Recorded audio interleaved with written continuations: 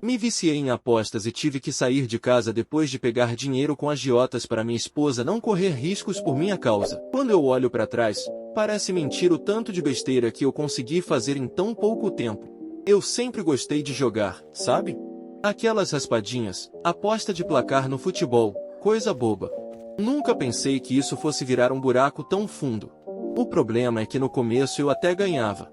Tipo, colocava R$ 100 e voltava com 200, 300. Essa sensação de eu sou bom nisso me cegou completamente. Aos poucos fui aumentando as apostas. O que antes era 50 no jogo do Flamengo, virou 500. Quando percebi, estava torrando quase todo o salário no mesmo dia em que caía na conta. E, pior, sem minha esposa imaginar nada. Ela sempre confiou em mim, sempre achou que eu era responsável com dinheiro. E eu sempre fui, até descobrir esse maldito vício. A gente tinha um dinheiro guardado numa poupança, tipo nosso fundo de emergência. Coisa simples, sabe? Uns meses de despesas para caso rolasse algum imprevisto, tipo quando a geladeira quebrou ou quando precisei arrumar o carro. Pois bem, eu coloquei os olhos naquele dinheiro. A primeira vez que usei, jurei para mim mesmo que devolveria no mês seguinte. É só emprestado, vou apostar, vou dobrar e colocar de volta. Que piada! O que aconteceu foi o contrário, perdi tudo em 2 semanas. Quando a poupança acabou, inventei uma desculpa para mexer nos investimentos. A gente tinha feito um CDB, nada de muito valor, mas era algo que dava segurança, sabe? Eu saquei tudo. É pro nosso futuro, eu dizia para ela, e no fundo estava enterrando nosso futuro em apostas idiotas. O que mais me impressiona até hoje é como ela não percebeu nada, talvez porque eu me esforçava demais em disfarçar. Sempre tinha uma explicação pronta. Se a conta estava baixa, eu falava que tinha adiantado contas. Se o extrato mostrava movimentações estranhas, eu inventava que era transferência automática. E ela acreditava, coitada. Só que chegou uma hora em que não dava mais para fingir.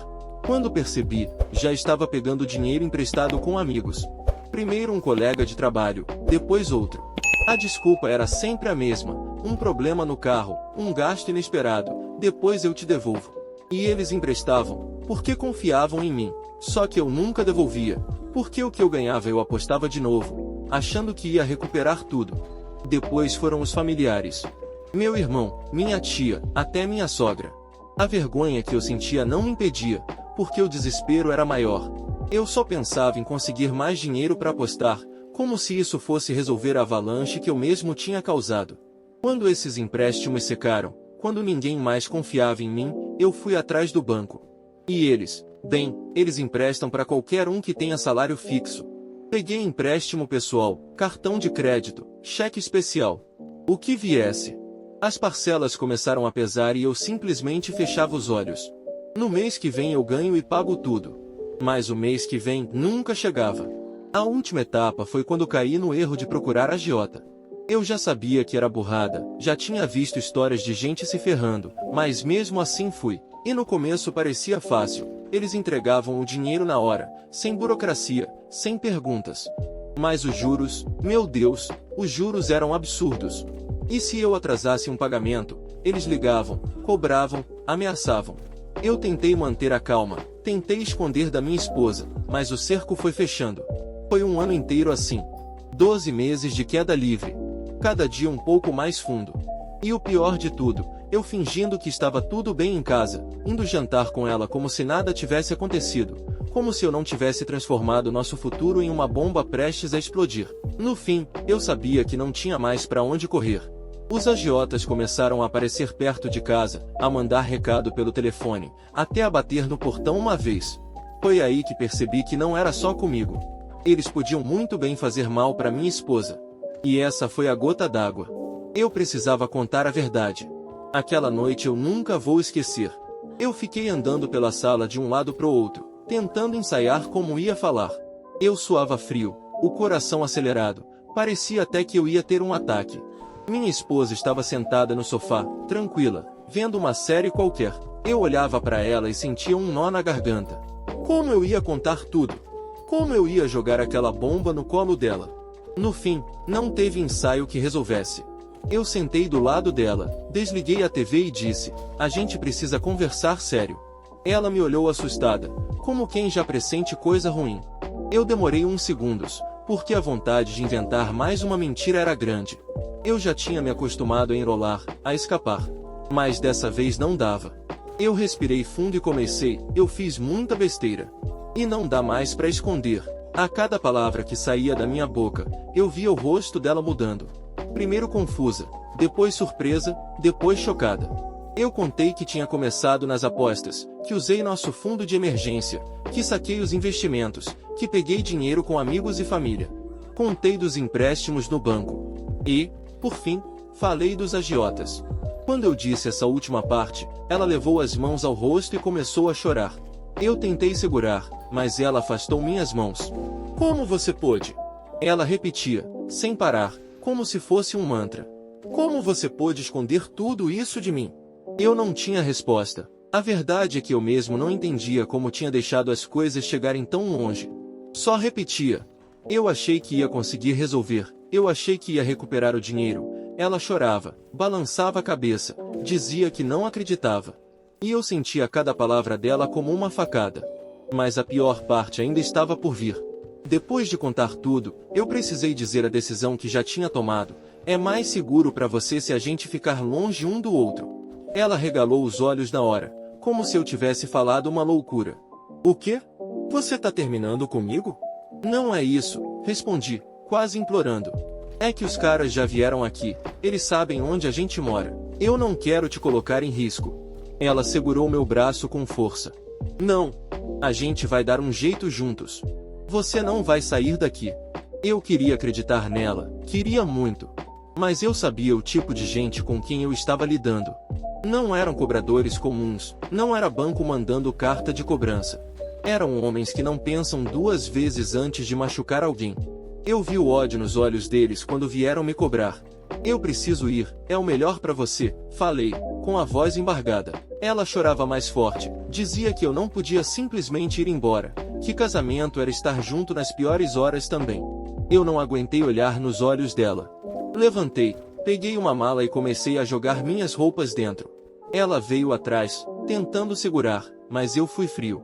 Quanto mais eu hesitava, mais difícil ficava. É melhor assim, repeti várias vezes, quase como um robô. No fundo, era como se eu estivesse tentando me convencer também. Porque cada parte de mim queria ficar, abraçar ela e prometer que tudo ia se resolver. Mas eu sabia que isso seria egoísmo da minha parte. Na porta, com a mala na mão, eu dei a última olhada para ela. Estava com o rosto molhado de lágrimas, implorando, pedindo para eu não fazer aquilo. Eu não disse mais nada, porque qualquer palavra a mais ia me derrubar. Apenas saí, fechei a porta atrás de mim e senti o coração despedaçar. A rua estava silenciosa, mas eu sabia que os agiotas estavam por aí. Cada sombra parecia uma ameaça, cada carro passando devagar parecia estar atrás de mim. E foi nesse clima que eu me afastei da minha própria casa, da minha esposa, da vida que eu tinha. Eu não sabia se um dia voltaria. Os primeiros dias longe de casa foram um inferno. Eu não tinha para onde ir, acabei ficando em um hotel barato na beira da estrada, desses onde o cheiro de mofo se mistura com cigarro velho. Era o que cabia no pouco dinheiro que eu ainda tinha no bolso. Deitado naquela cama dura, eu olhava pro teto descascado e me perguntava em que momento da vida eu tinha perdido o controle. Eu não era mais o homem que queria ser. Tinha destruído minha própria casa, feito minha esposa chorar de um jeito que eu nunca vou esquecer, e agora estava sozinho, com uma mala e uma dívida que crescia a cada dia. O silêncio só era quebrado quando meu celular vibrava. Mensagens, ligações. Parte delas era da minha esposa. Eu não tinha coragem de atender. Sabia que, se eu visse a voz dela, ia largar tudo e voltar correndo. E eu não podia arriscar. O resto eram os números desconhecidos, e eu já sabia de quem se tratava. Os agiotas não davam sossego. Cada vez que eu não atendia, a angústia aumentava, porque eu sabia que em algum momento eles iam parar de ligar e começar a agir. No terceiro dia, resolvi atender. Um deles falou grosso, direto. Você acha que vai ficar fugindo? É? Acha que pode brincar com a gente? A voz dele era carregada de ameaça, como se cada palavra fosse um aviso. Eu vou arrumar o dinheiro, respondi, tentando parecer firme. Ele riu do outro lado da linha. Você já tá mais enrolado que papel higiênico. Se não pagar logo, não é só você que vai sofrer. Eu congelei.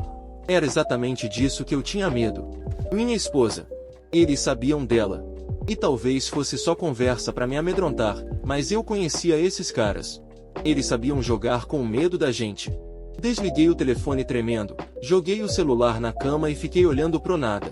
Eu precisava pensar, precisava de um plano. Mas toda vez que tentava organizar as ideias, minha cabeça só girava em círculos. Como eu ia arrumar tanto dinheiro em tão pouco tempo? No quarto dia, saí do motel. Não dava mais para ficar trancado lá, eu ia enlouquecer. Peguei o carro e comecei a dirigir sem rumo, só para sentir que ainda tinha algum controle. Passei por ruas que eu conhecia bem, lugares que costumava ir com minha esposa. E aquilo me corroía. Eu via famílias andando juntas, gente rindo nos restaurantes, e parecia que eu era de outro mundo, um pária que tinha perdido o direito de ter uma vida normal. À noite, voltei pro motel. O dono já me olhava atravessado, como se estivesse contando os dias que eu ia conseguir pagar. Eu me joguei na cama e, sem querer, abri as mensagens da minha esposa. Eram dezenas. Algumas cheias de raiva, outras de pura tristeza. Uma delas dizia: "Você não entende que eu só quero estar do seu lado? Que não importa o que aconteça, eu não vou te abandonar." Aquilo me despedaçou por dentro, porque eu sabia que ela falava sério, que ela realmente era capaz de enfrentar qualquer coisa comigo. Mas eu também sabia que ela não tinha noção do buraco onde eu tinha me enfiado. Os dias seguintes foram só um arrastar de horas. Eu tentava ganhar tempo, inventava desculpas pros agiotas, dizia que ia arrumar o dinheiro. Mas dentro de mim eu sabia que estava jogando contra o relógio. Uma hora ou outra eles iam perder a paciência. E foi no 10º dia, exatamente, que a coisa ficou pior. Eu tinha acabado de sair do carro quando 2 caras me encurralaram na rua. Não eram altos, nem precisavam ser. O olhar deles já dizia tudo. Um deles me empurrou contra a parede e falou: "Você acha que a gente tá de brincadeira?" O outro completou: 10 dias, parceiro. 10. E nada. Acha que somos otários? Eu tentei argumentar, mas não adiantava. Um deles me deu um soco no estômago que me fez perder o ar. Caí de joelhos, tentando respirar, e ouvi enquanto ele dizia: "Da próxima vez não vai ser você. Vai ser quem você ama." Quando eles foram embora, eu fiquei ali, no chão, ofegante, suado, sentindo gosto de sangue na boca. O coração disparado, a cabeça girando. Eu sabia que tinha perdido o jogo. Eles iam atrás da minha esposa. E foi nesse momento que eu percebi que talvez nunca mais fosse vê-la. Depois daquela surra na rua, eu entendi que não dava mais para segurar. Eu não podia continuar rondando a cidade, fingindo que ainda tinha algum controle da situação. Os caras tinham falado claro: da próxima vez, não seria eu. Seria ela. Minha esposa. E só de pensar nisso, meu estômago embrulhava. Voltei para o motel naquela noite arrastando os pés. Entrei no quarto e fiquei olhando para a mala aberta no canto. Eu já sabia o que precisava fazer, só não tinha coragem de admitir para mim mesmo. Peguei o celular, abri as mensagens dela de novo. Eram tantas, acumuladas. Quase todas sem resposta. "Por favor, me liga. Você está bem? Me fala alguma coisa. Eu não aguento mais não saber de nada." Cada palavra dela era uma facada. Eu queria responder, queria correr de volta, abraçar ela, prometer que ia resolver tudo. Mas eu não podia. Porque, se eu voltasse, eu ia levá-la direto pro fogo. E ela não merecia isso. Passei a noite em claro, sentado na cama, encarando o teto e tentando organizar um plano.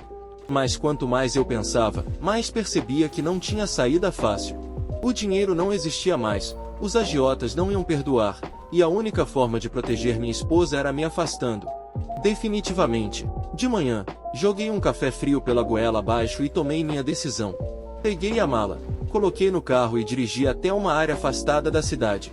Parei num posto velho, comprei um galão de gasolina e fiquei olhando pro carro como se fosse a última vez, porque era mesmo. Enquanto abastecia o galão, minhas mãos tremiam. Meu coração batia como se quisesse explodir. Eu não estava só fugindo. Eu estava me apagando, criando um rastro de fumaça que ninguém ia conseguir seguir. Dirigi por mais de 1 hora até chegar numa região conhecida por ser dominada por gangues, território perigoso, onde a polícia quase não se metia. Estacionei o carro perto de um matagal, olhei ao redor e respirei fundo. "É isso", murmurei para mim mesmo. Peguei o galão, derramei a gasolina dentro e fora do carro, o cheiro forte me fazendo lacrimejar. Depois risquei o fósforo. Por um segundo, Fiquei olhando aquela chama pequena, insignificante. Mas quando toquei no combustível, ela se espalhou rápido, devorando o carro inteiro em questão de segundos. O calor me fez recuar, e logo a fumaça preta subiu pro céu, pesada, sufocante. Eu fiquei parado ali, observando o carro queimar, observando a vida que eu tinha sendo consumida. Era como se, naquele momento, eu tivesse deixado de existir. Quando o barulho do fogo foi ficando mais alto, eu me virei e fui embora. Não corri, não me escondi. Só andei, sentindo minhas pernas bambas, o coração acelerado, e a mente vazia. Naquele instante, eu sabia que minha esposa nunca ia me perdoar por desaparecer assim. Que ela ia sofrer, que ia se perguntar 1000 vezes o que aconteceu. Mas era a única maneira que encontrei de deixá-la fora desse inferno. Porque, enquanto ela acreditasse que eu estava morto, talvez, só talvez, ela estivesse segura. Meu marido saiu de casa dias depois de me falar de seu vício em apostas e das dívidas com os agiotas que estão ameaçando ele. Não recebi notícias dele desde então, e isso está me destruindo. Foram dias de silêncio. Dias que pareciam meses. Desde aquela noite em que ele arrumou uma mala às pressas, me olhou nos olhos com lágrimas escondidas e disse: "Eles não vão parar, amor. Os agiotas não brincam, se eu ficar, você corre risco também.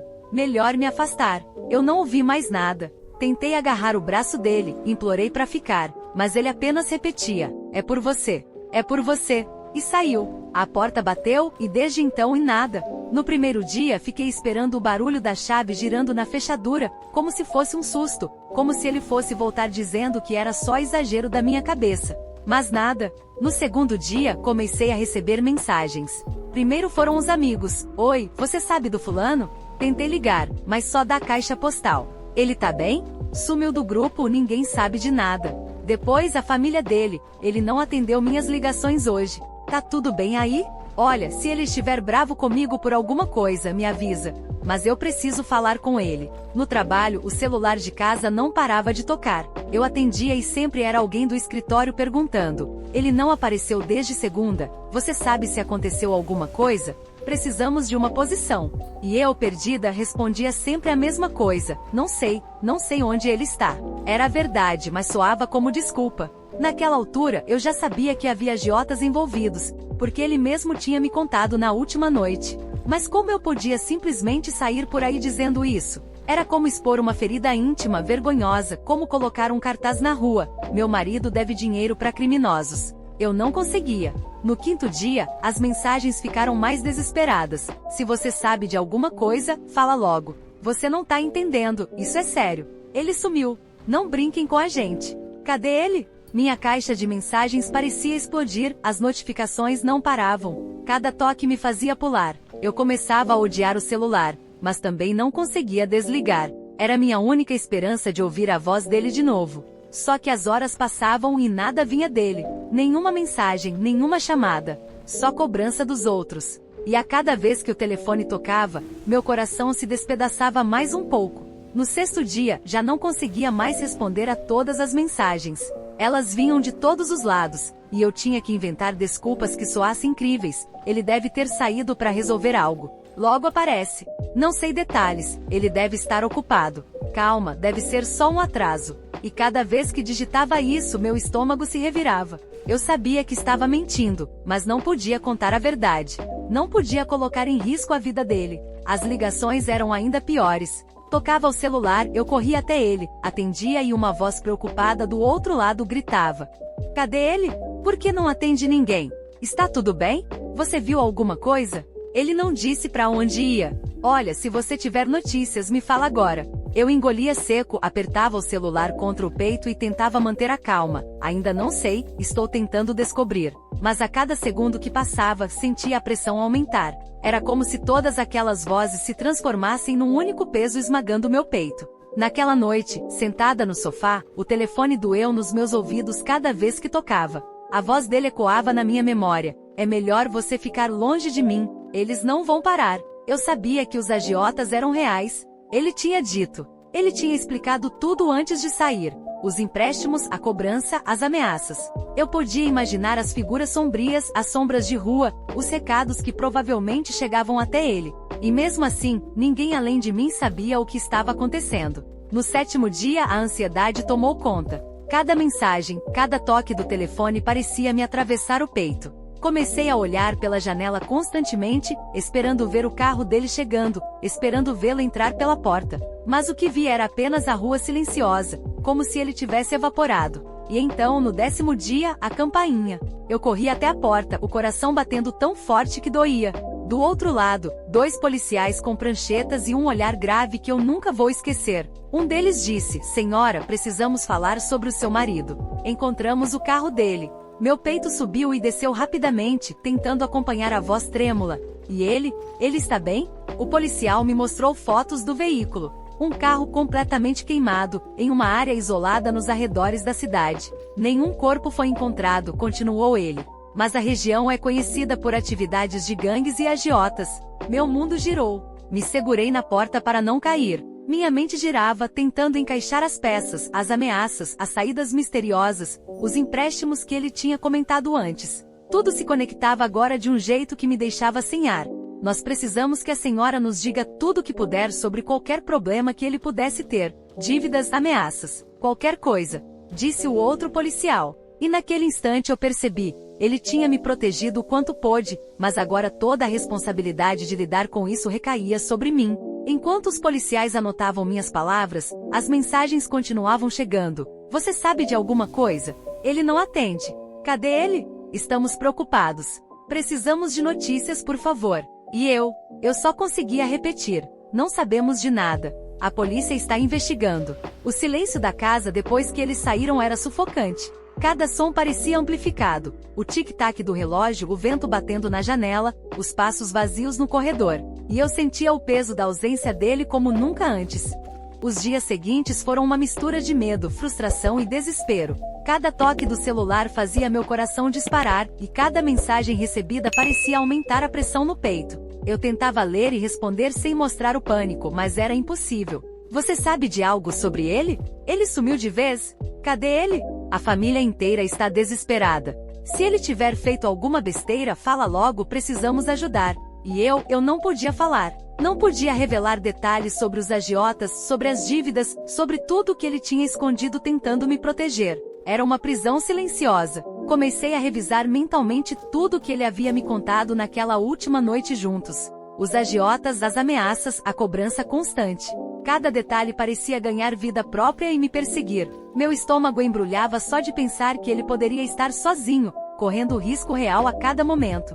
No quarto, peguei os extratos bancários que ele me deixou. Alguns saques eram de valores altos, outros pequenos, mas todos pareciam estratégicos, calculados. Ele havia feito empréstimos, pegado dinheiro emprestado de amigos e familiares, e eu não tinha desconfiado de nada. Ele havia me protegido de tudo isso, mas o preço agora era minha angústia. Cada movimento nos extratos me fazia sentir raiva e medo ao mesmo tempo. Como ele pôde carregar tudo isso sozinho? E agora, sem ele, eu estava sozinha também. Enquanto revisava os papéis, meu celular tocou novamente. Era minha irmã. "O que está acontecendo? Ele sumiu há dias. Você sabe de alguma coisa?" Eu não posso dizer muito, a polícia está cuidando", respondi, engolindo seco. Minha irmã suspirou, frustrada. "Não dá para ficar assim. Você precisa pelo menos me dar alguma notícia." E desligou. Eu respirei fundo, tentando acalmar o coração. Mas a sensação de impotência só aumentava. Eu não podia contar tudo, mas não queria que eles pensassem que eu estava escondendo por má vontade.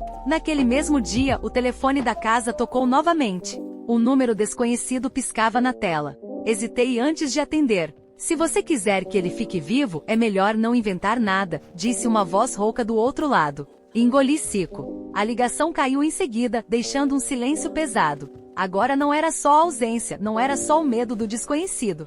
Era uma ameaça direta. Eu percebi que estava cercada. Por amigos, família, colegas de trabalho que queriam respostas. Pelo vazio do meu marido. E pelos agiotas que agora sabiam que eu estava envolvida. Passei a noite acordada, percorrendo cada cômodo da casa, tentando imaginar onde ele poderia estar. Pensando nas vezes em que ele sorria e dizia que estava tudo sob controle, que eu não precisava me preocupar. Eu queria acreditar nisso, mas o medo tomava conta. Na manhã seguinte, enviei mensagens para alguns amigos mais próximos dele. "Alguém sabe alguma coisa sobre ele? Ele não atende ninguém, e todos estamos desesperados."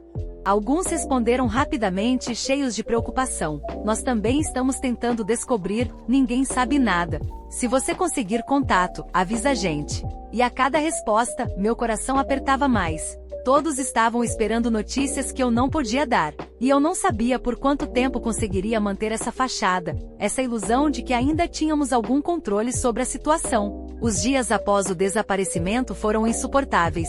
Cada notificação no celular era um aperto no peito, cada ligação um nó na garganta. Eu vivia presa entre o medo e a esperança de que ele ainda pudesse aparecer. Então, numa noite chuvosa, a campainha tocou. Meu coração disparou antes mesmo de eu chegar à porta. Ao abrir, 2 policiais estavam ali com expressões sérias. Um deles disse: "Senhora, precisamos falar sobre seu marido." Meu corpo inteiro tremeu. Sentei-me, incapaz de pronunciar uma palavra. Um silêncio pesado pairou entre nós, quebrado apenas pelo som da chuva batendo na janela. Encontramos um corpo carbonizado na mesma região onde localizarmos o carro dele, disse o outro policial, entregando algumas fotos impressas e mantendo a voz firme, mas contida. A análise preliminar do legista indica que é um homem com altura, peso e idade aproximada que coincidem com seu marido. Meu mundo girou. Eu respirei fundo, tentando processar cada palavra, cada detalhe. As imagens mostravam um carro parcialmente destruído, o corpo irreconhecível, queimado. Cada pedaço parecia arrancar um pouco mais do meu coração. Mas, não há certeza absoluta ainda, continuou o primeiro policial. Precisamos aguardar a confirmação oficial da identidade. Eu engoli seco, tentando não desabar ali mesmo. A sensação de vazio foi esmagadora. Cada momento em que ele desapareceu, cada noite de angústia, cada mensagem desesperada que recebi de amigos e familiares, tudo se uniu num peso insuportável. Enquanto eles anotavam meus relatos, uma parte de mim ainda queria acreditar. E se não fosse ele? E se de alguma forma tivesse escapado? Mas o carro, o corpo, a ameaça, tudo indicava que era real. Quando os policiais se despediram, a casa ficou silenciosa novamente. O telefone continuava vibrando com mensagens de amigos e parentes, todos querendo notícias que eu não podia dar com certeza. Você tem alguma confirmação? Sabemos de algo? Estamos orando por ele, mas precisamos de uma resposta. Olhei para o celular, depois para a porta. O vazio parecia mais denso do que nunca. As lágrimas começaram a escorrer lentamente. Eu sabia que mesmo que o legista confirmasse a identidade, nunca teria respostas completas. Nunca saberia exatamente o que aconteceu nos últimos dias dele, o medo que sentiu, o desespero, as decisões que tomou sozinho. A polícia ainda estava envolvida, as investigações continuavam, mas eu estava presa no limbo entre a esperança e a dor da quase certeza. Cada vez que olhava pela janela, esperava ver algo, qualquer coisa, que provasse que ele ainda estava vivo. Mas tudo que via eram sombras, chuva e silêncio. E naquela noite, sozinha na sala, percebi que o mundo havia mudado para sempre. Que a vida que eu conhecia ao lado dele, tinha sido arrancada de mim. E que apesar de toda a dor, a única coisa que me restava era esperar. Esperar respostas que talvez nunca chegassem, e carregar comigo o peso de não ter conseguido salvá-lo.